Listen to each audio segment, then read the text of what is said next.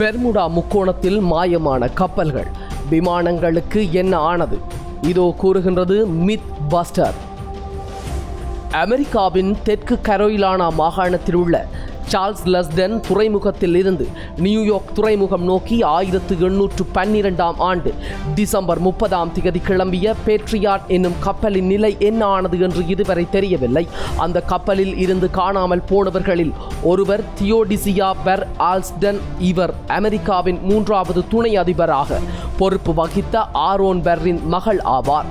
மேற்கண்ட சம்பவம் நடந்து முடிந்து சுமார் ஒரு நூற்றாண்டு காலத்துக்கு பின்னர் இதே போல இன்னொரு நிகழ்வு நடக்கிறது.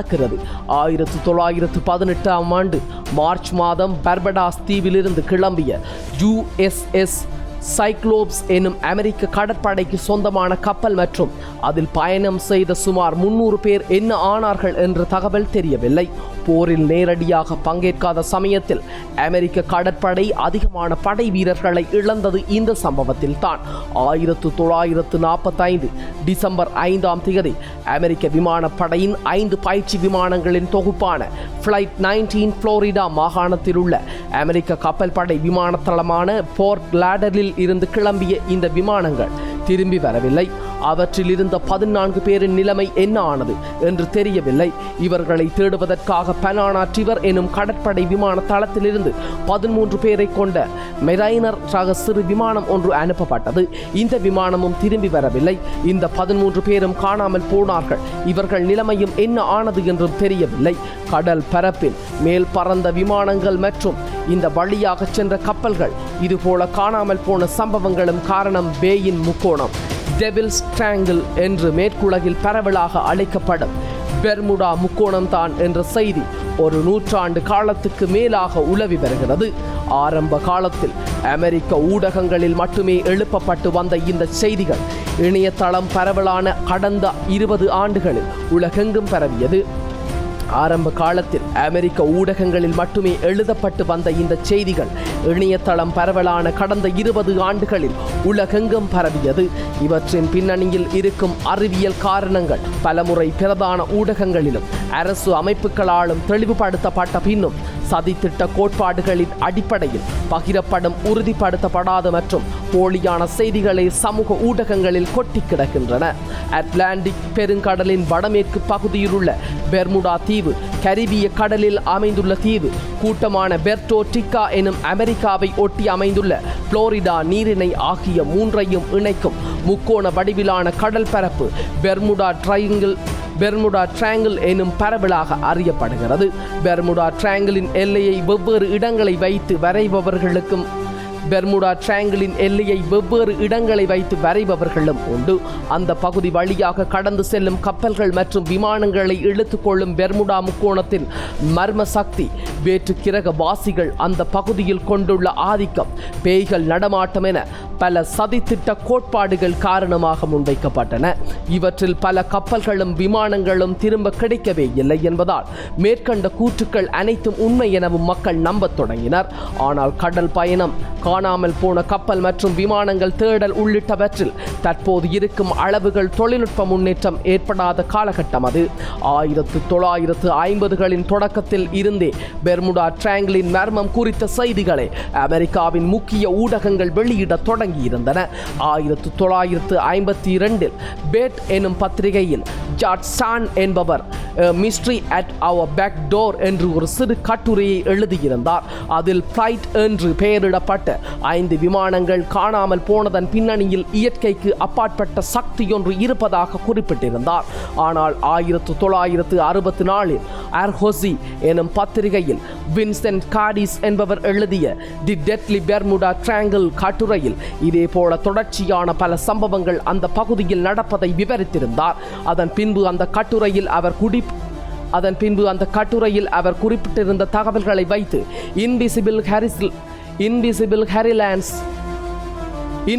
ஹாரிசான்ஸ் எனும் நூல் ஒன்றையும் எழுதினார்.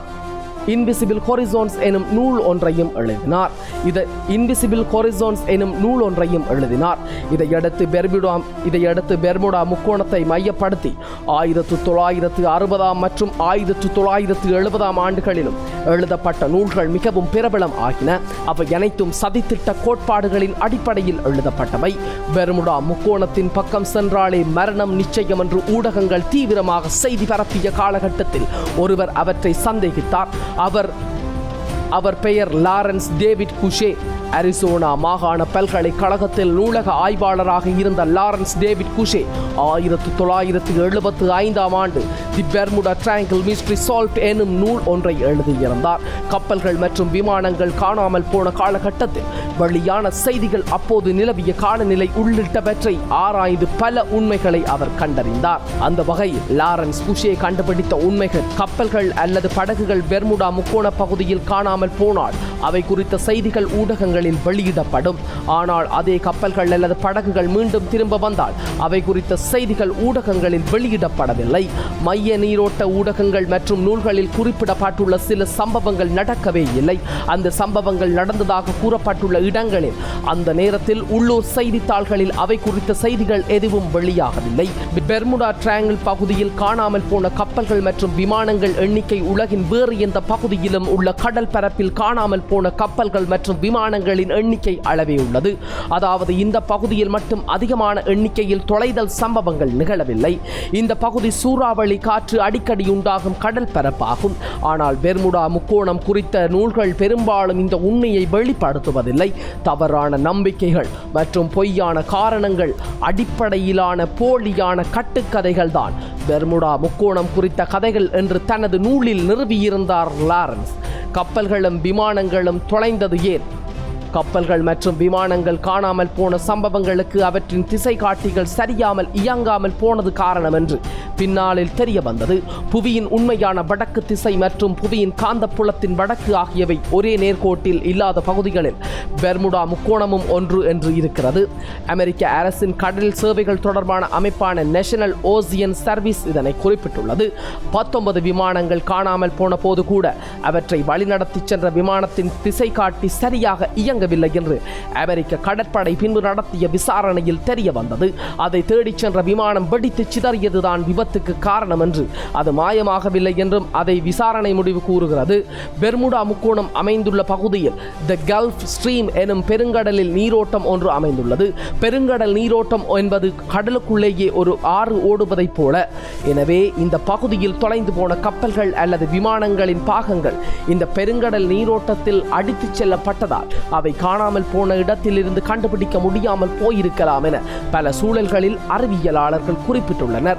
தி கல்ஃப் ஸ்ட்ரீம் வழியாக ஒரு நொடியில் கடந்து செல்லும் நீரின் அளவு உலகெங்கும் உள்ள ஆறுகள் அனைத்திலும் ஒரு நொடியில் கடந்து செல்லும் நீரின் ஒட்டுமொத்த அளவை விட அதிகம் என்கிறது நேஷனல் ஓசியன் சர்வீஸ். கரிபிய கடல் பகுதி 15ஆம் நூற்றாண்டில் இருந்தே கடற்கொள்ளை சம்பவங்களுக்கு பெயர் பெற்றது. தென் அமெரிக்க, வட அமெரிக்க மற்றும் ஐரோப்பிய நாடுகள் இடையிலான சரக்கு கப்பல் போக்குவரத்து இந்த பகுதி வாயிலாக இன்று தொடர்ச்சியாக நடத்தி வருகிறது. கடல் கொள்ளையர்கள் ஊடாக இந்த கப்பல்கள் தாக்கி அழிக்கப்பட்டிருக்கவும் வாய்ப்பு உண்டு எனவும் தெரிவிக்கப்படுகிறது. கடல் துகள்கள் என்றால் என்ன? முதல் மற்றும் இரண்டாம் உலகப் போர் காலகட்டங்களில் இந்த பகுதியில் காணாமல் போனதற்கு காரணம் நீர்மூழ்கி கப்பல்கள் மூலம் நிகழ்த்தப்பட்ட தாக்குதல்களே என்று ஆவணப்படுத்தப்பட்டுள்ளன.